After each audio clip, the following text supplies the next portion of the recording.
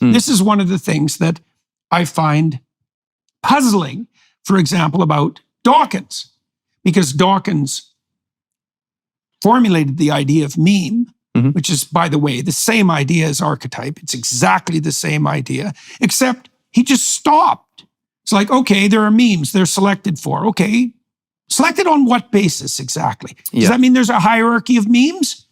Are the memes more likely are the memes that are conserved more likely to be, what would you say, viable organisms? And if they're viable organisms, are they microcosms? This is really interesting in terms of the survivability, because there's a point, I've spoken to Richard Dawkins, well, a number of times, but twice on my podcast.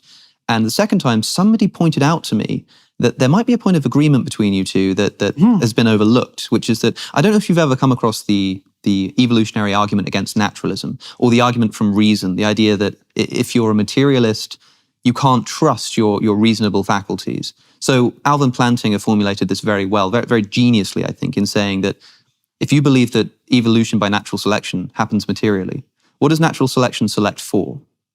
Survivability. So if you're a materialist, that means that the very rational faculty that you're using right now evolved not to be sensitive to truth, but to survivability. Yes, that's right. And if that's the case, well, why do you believe in the truth of evolution? Well, because you've been rationally convinced of it.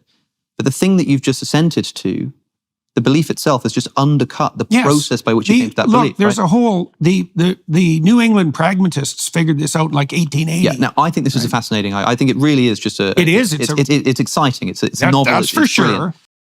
As far as I can tell, Dawkins doesn't know anything about the Jungian tradition of literary interpretation. And that actually, if you're going to talk about religion, that's actually a fatal flaw, right? So, and he's called me, for example, drunk on symbols. It's like, well, the imagination is a biological function, and it has a structure and a purpose, and it has its own logos, its own intelligible order. And if you're not aware of that order, that doesn't make me drunk on symbols. It just means you don't know what you're talking about. Now, that frustration that you appeal to there, when you hear Richard Dawkins, I think Terry Eagleton said that listening to Dawkins on theology is like listening to somebody write a book about biology whose only knowledge of the subject is having once read the Great British Book of Birds. And okay, fair enough.